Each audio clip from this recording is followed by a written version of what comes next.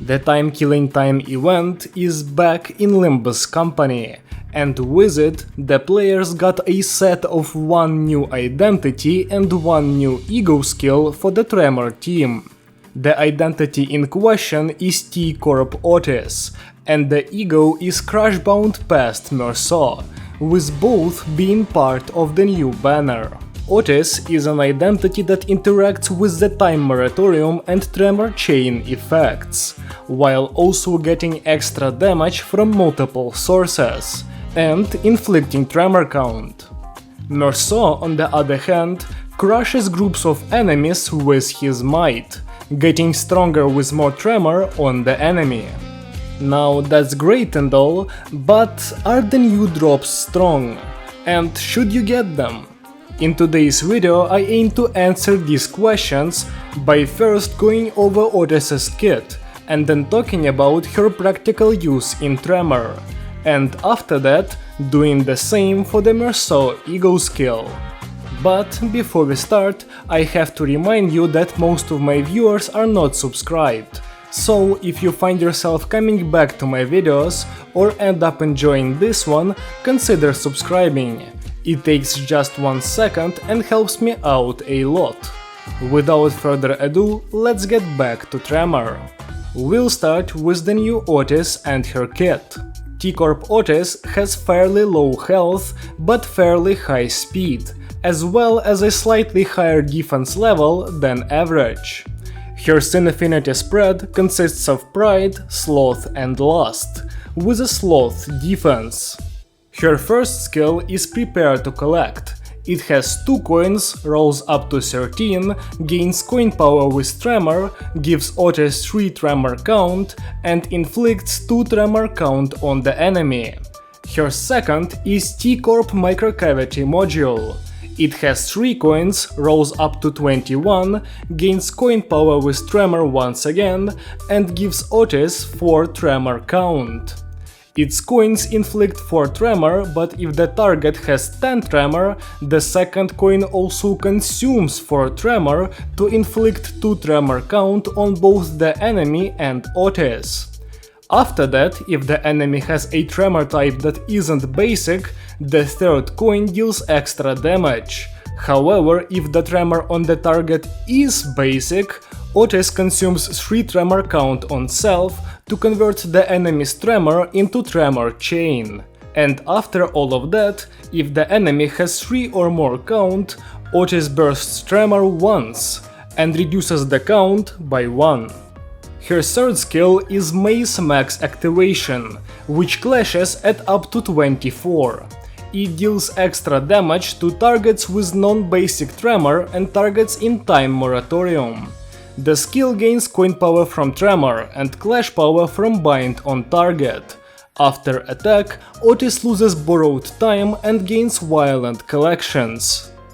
The first coin inflicts Tremor count and consumes Tremor potency to give Outis more count and inflict Bind next turn. The second coin bursts Tremor once and reduces count by 1. The third coin has a unique conditional, at coin start.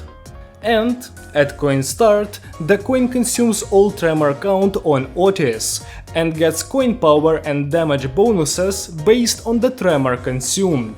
On hit, it bursts Tremor as usual, and if Outis is in borrowed time, the coin triggers another burst for free, and then inflicts Time Moratorium. As for Outis' defensive skill, she gets a Clashable Guard, which clashes at 13, gives Outis 4 borrowed time at turn end if she doesn't have the effect already, and on Clash Win, it inflicts 2 Tremor count to both Outis and the enemy, while giving Outis 4 count on Clash Lose. In terms of passives, Outis only has 1. It requires 5 sloth owned to activate, and it allows her to heal up from low HP and recover from stagger once per encounter. Also, the passive gives Outis 1 final power in borrowed time. As for the support passive, for 5 sloths owned, Outis allows the fastest ally to deal 10% more damage to staggered enemies.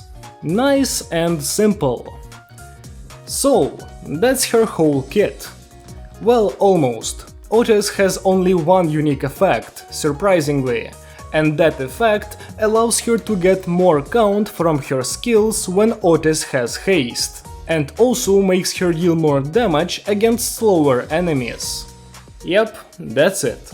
A surprisingly compact kit by today's standards, but I'm not against that in any way. This means that it's time to talk about Outis in combat. So, what does she generally do? Well, Outis can inflict some tremor count on the enemy, which I guess is nice. In addition to that, she can set up Tremor Chain and Time Moratorium. Luckily, the infliction of both effects is controllable, so Outis will not screw you over like other identities sometimes can.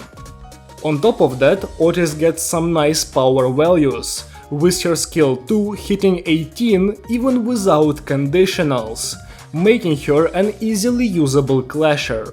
Also, her physical damage is pretty nice, because that high power gets amped by multiple damage bonuses, allowing Outis to also dish out good physical damage on top of bursting. She is also fast, so you can use all of that physical prowess effectively. And this is where the upsides end. Now, when talking about the downsides of the new identity, it's impossible not to bring up Molar Outis, the older Tremor identity for the same sinner, and the idea of opportunity cost that comes with a situation like that. I expect all of you to be familiar with Molar Outis, but if you're not, she's very simple to understand. She bursts on skills 2 and 3, and discards. That's about it. The most important part is that her third skill bursts thrice, making it a strong tool during nuke turns. So one AD bursts, and the other bursts but also does a lot of other things. It should be obvious which one's better, right? Well, it's not that simple. Here's the thing. Molar Outis does exactly one thing, and she does it well. Her job is to spam bursts, with the ability to hit 3 at once on nuke turns. And she does that job well and consistently, because of her faster cycle with discard. So what's stopping T Outis from just outvaluing that one job? Well, her tremor count infliction is not that great. Some expected that to be her strongest point, but it kinda just isn't. Violent Collections only buffs the self-application of count, and does not improve infliction on the enemy, so you're left with an AD that's not very count positive. T Outis also cycles to her bursts slower because she does not have discard, and has less bursts overall unless you trigger Time Moratorium. But wait, there it is, Time Moratorium. Just use T Outis to set that up. Well, there are issues with that as well. The third skill of T Outis gets all 3 of its bursts off before setting up Moratorium, meaning the 3 bursts that Outis has do not get amped by the Moratorium damage buff. If you consider using her alongside another Time Mora user, and you try popping the effect early with a retrigger, you will find that Outis gets haste and a naturally high speed roll, meaning she will set off Moratorium before other units can get their hits in. This leads to lower damage once again, making Outis a subpar Time Moratorium user as well. Outside of the Moratorium one-shots, T Outis has the simple issue of rotating around slower, which I have mentioned before. This leads to less bursts, and that means less damage, as a lot of your damage comes from tremor flavors, mostly reverb. Now, T Outis does have a bunch of extra physical damage in her kit, so she might deal comparable damage even with less bursts, but that depends on the enemy's physical resistances. Overall, T Outis does not do a good enough job as a Time Moratorium ID to pick up that role, and that results in the more frequent bursts from Mauler just being more efficient in a lot of situations. Does this make T Corp Outis a bad ID? Not really. She still has Chain, which she can set up early for easier clashes, she has her nice clashing, and she has her nice damage. She has her upsides, but as it stands right now, she's just not powerful enough to push Mauler out of the team. Though she does make for an okay generalist, I guess. So yeah, the new Outis won't shake up the Tremor meta too much. She doesn't perform as well in nuke turns, and she does not have enough count infliction to become a good side grade to Mauler. But this is not the end of the Timekilling Time rerun, because we also got a brand new ego skill, Crushbound Past Meursault. This skill is a WoW tier 4 coin attack that rolls up to 20 and has a base attack weight of 6.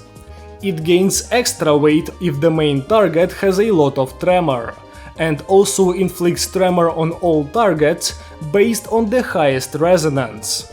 After attack, Meursault loses 10 SP per turn for 3 turns, heals HP based on accumulated past, and if you used an odd-numbered sloth resonance on an odd-numbered turn, or used an even-numbered sloth resonance on an even-numbered turn, Meursault heals 10 SP.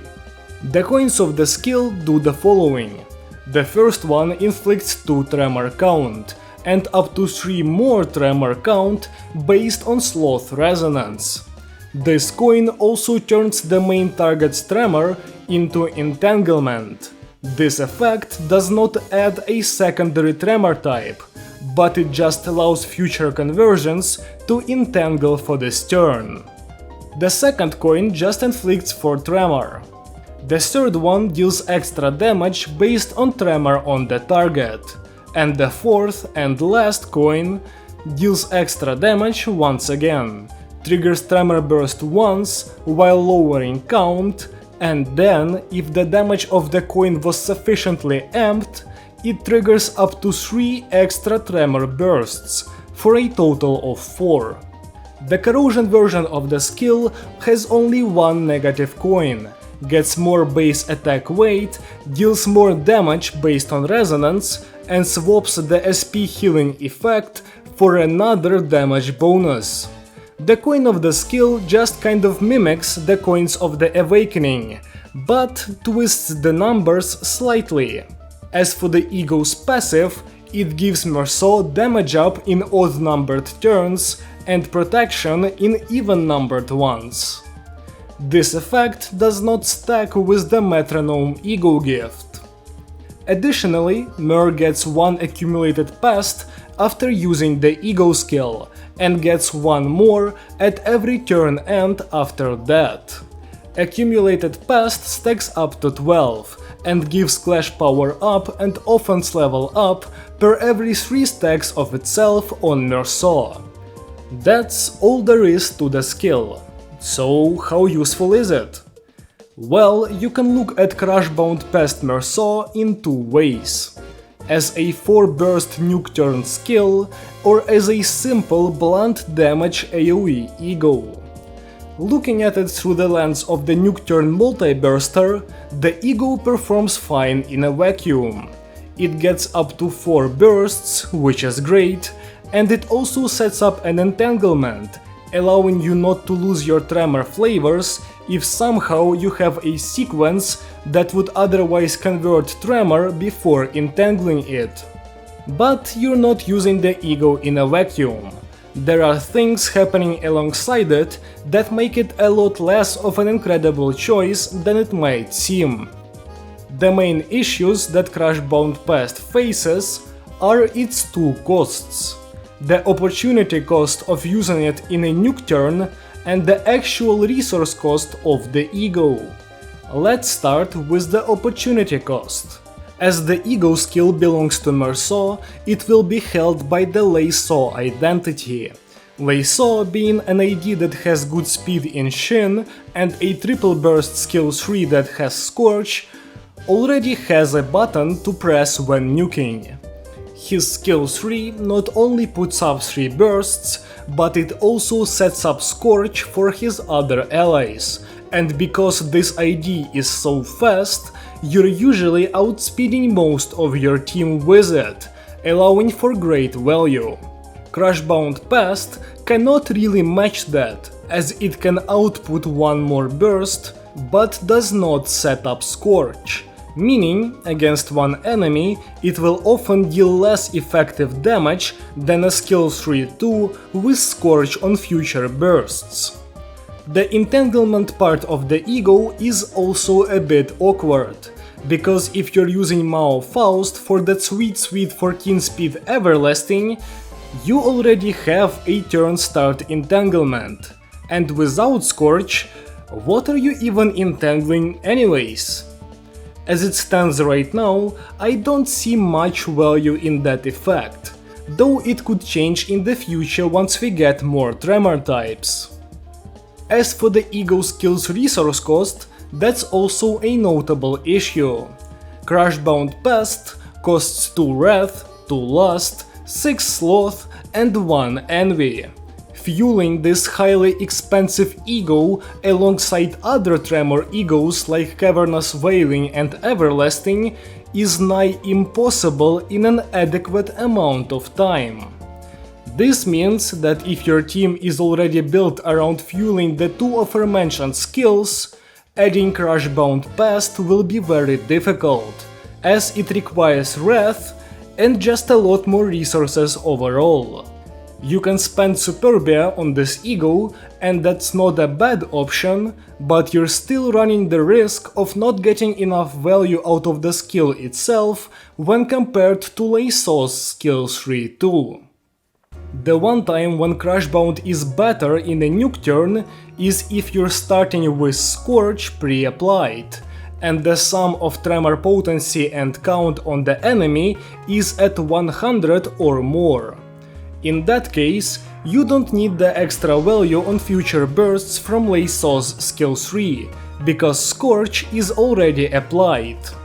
Also, Eurodive Honglu can entangle into reverb for the rest of the team as well, allowing you to forego using Cavernous Wailing, thus opening up more resources to be spent on Crushbound. Is this approach better than setting up reverb in advance and hitting a skill 3? I'm not sure actually, I might need more testing for that. But this is Crushbound in a nuke turn. What about the skill as a simple blunt damage dealing ego skill? Well, that's a niche that Crushbound excels at. High blunt damage, multiple coins, high weight, damage amp from Tremor, the skill has it all. In addition, Meursault can also run Screwloose Wallop to get surgery, allowing Crushbound to deal even more damage. If you need a group of blunt weak enemies gone quickly, the new skill does this job very well. It's a boring way to look at it, but is genuinely good at outputting AoE blunt damage in large amounts, and should be used for that whenever you can fuel it and have good targets for it. It's difficult to really hammer it home, but the skill can deal a lot of damage. So at least, as your average WoW level ego skill, Crushbound performs quite well. Overall though, it's an ego skill that's pretty good. Huge damage which can be used to clear your path, and enough Tremor bursts to make it a good option in a nuke turn under certain conditions. I can't say I don't like Crushbound Past Meursault, but I'm not going to tell you it absolutely breaks the game. It's a good skill, but that's really where it stops. So, now the final part. Should you get the 2 new drops? I'd personally say that Outis is probably not worth it. If you're a Tremor enthusiast, you likely already have Mauler, and T Outis struggles to overtake Mauler in the current meta. As for Crushbound Past, the skill is quite nice, so if you're looking for a big damage tool and you're a fan of Tremor, this skill can be a useful pickup. Although make sure that you have the more important Tremor ego skills before getting this one, and you'll be good. And that's about it. The Timekilling Time rerun drops are not bad, but I also did expect more out of them. Although they could become meta in the future, so not all hope is lost. If you disagree or have something to add, feel free to leave a comment below, and I'll make sure to read all of them. If you enjoyed the video at any point, leave a like to let me know, and if you want to see more like this, consider subscribing. Thank you so much for watching, and I hope to see you again soon. Goodbye!